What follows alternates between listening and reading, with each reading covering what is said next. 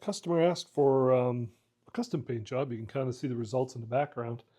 So I'm just going to do a quick little tutorial on how I did all this.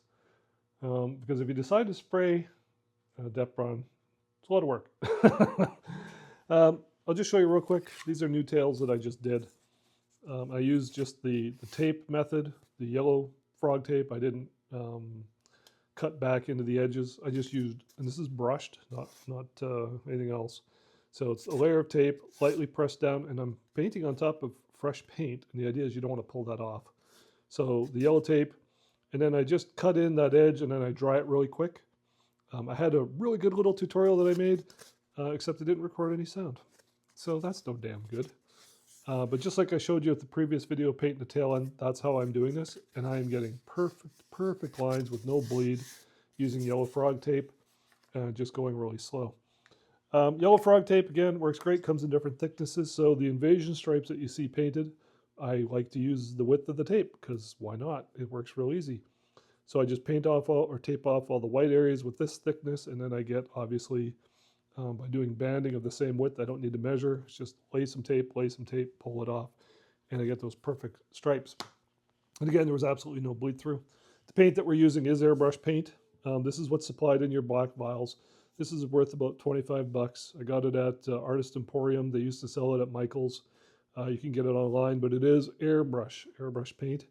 You can reduce it. Generally don't need to. My garage is heated. Right now I got the temp set at about 17 Celsius. That works really good. In the summertime, I actually have to turn on the air conditioning because it gets too hot in here. So in the wintertime, you know, it's minus 21. This is what my shop is for. This is part of my hobby for me.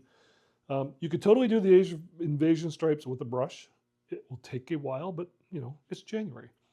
But I'm just doing a tutorial on how to airbrush. Or actually, we're not airbrushing. We're actually using a trim gun. So this is a Princess Auto Special. It's about 80 bucks. No, 40 bucks. It's got a big hopper. It's very wasteful. Complete overkill for what we're doing, but this is what I use. A brush. You have no overspray. Very frugal. This thing I will use. Those invasion stripes probably took the whole cup. That's a lot of paint. But the results are worth it, I think. A couple adjustments. I'm not going to do that. I have another little video on how to do it. But the most important thing is I have a particulate filter, and the air goes in this way. Or does it go the other way? Yeah, it goes in this way. Another pressure regulator downstream. I do have a pressure regulator up at the compressor. This one lets me fine tune it. I usually run around anywhere from 50 to 60 psi. The thicker the paint, the higher the pressure. And then this is an air dryer. It's full of desiccant. You can see it's purple. This is a fresh charge. And this keeps my air nice and dry. You got to have dry air or you'll get all kinds of problems. And of course, methyl hydrate, everything has to be super duper clean or you'll get fish eyes from your fingerprints. I do lightly sand the depron trying to get the paint to stick. Nothing fancy. I'll just usually use 320 or 220 grit wet dry paper, the black stuff. Usually 320 is pretty good. And what you want to do is just scratch the surface of the depron so that the paint can stick. But not so much that you're leaving like scratch marks. Just rough it up. It just makes it dull, and that works. But even still, you'll see the results. I do this on everything I paint.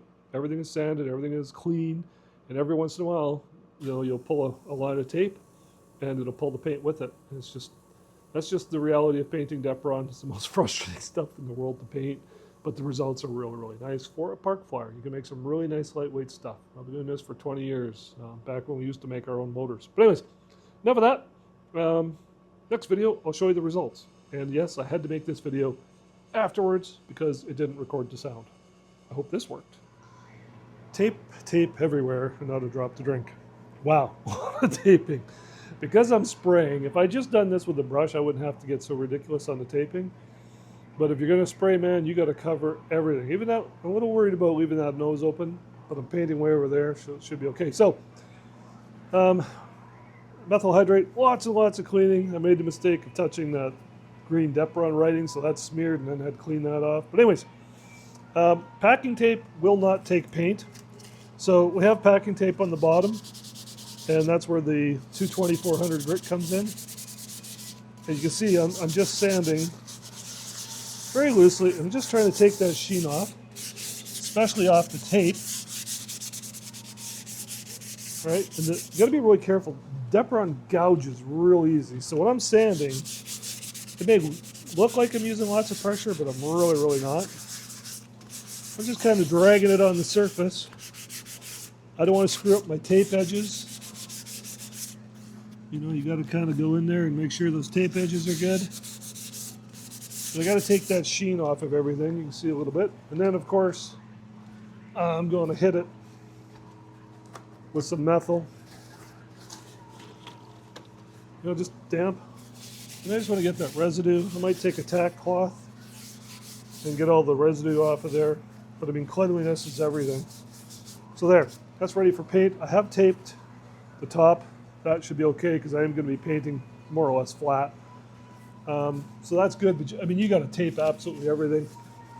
So for the fuse, you know, to get those the B stripes, we had to tape everything. So this has already been sanded. It's ready to go. I'm going to go ahead and set up for paint. I'm going to pull these in real time just to show you how it's done. So I pull 90, as close to that as I can. I go really slow. Look how clean that is. Oh, it's so satisfying. Pulling slowly, slowly. Careful not to stick my finger in there or drop the damn thing. Pulling slowly. Again, getting that tape like so. Okay, get that out of the way. Do one more. Again, this is real time. I was shooting this paint 15 minutes ago. So I did take the hairdryer just to speed things up a little bit for you guys. But look how clean those lines are. And again, I didn't use the white tape painting method. I just used really thin coats and I hair dried it. And this is the low tack painter's tape. So in theory, it's the most prone to bleeding. Look at that. Okay, let's see what it looks like. Hang on. So the customer had asked for invasion stripes top and bottom. I'm going to give a little poetic license and say nope. Oh, that looks great. That's going to look so cool in the air. Into every life, rain must fall. Not everything turns out perfectly. So, depron, man, sometimes. You can see the head of taped edge there and it kind of pulled. Urgh. So this is why we gave you touch-up paint. So you can fix these little boo-boos. If I get the lid off. And you'll see that the consistency of this paint, it's like thick like butter. This is not ready for airbrush. This is really good though for brushing, old school. So all I'm going to do is I'm going to fix that up for him or her. You never know, there's ladies in the hobby too. And this is going to probably take 2 or 3 coats. But I'm just going to dab it in there. And I'm going to make that disappear. And with brushing, if you just kind of pull it, you can already see it's already almost gone. This side turned out perfect. And then on the customer plane for the super duper, the cool stripes, everything on the bottom turned out awesome. And I pulled the tape, the paint on the top. So I'm not going to tape, well, maybe I will tape that, I don't know. But now I got to go in and I got to fix that. So, I mean, this is me. I've got, 20 years experience painting depron. I follow the same steps, and every once in a while that will happen to me. It's just part of the hobby. So if you go ahead and paint this at home and you're not getting the good results, understand this is really hard stuff to paint. So I decided I am gonna tape it. I'm gonna take my little bit of paint on there, and again, same thing I did with the black. I'm gonna pull it across. Don't want to go too heavy, and then just kind of blend it in. If I want to do it a little quicker, I'll hit it with a hairdryer. That has to be plugged in to work. And then I'll just fix this up.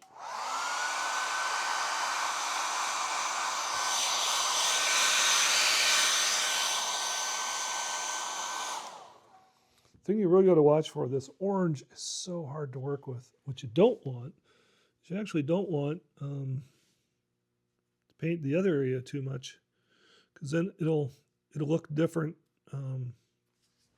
when the sun is shining through it on the other side. It is painted on both sides, but just be careful. You'll get different variations. And again, I'll just do this. Probably take 3 coats with the brush, touch it up, but that's life.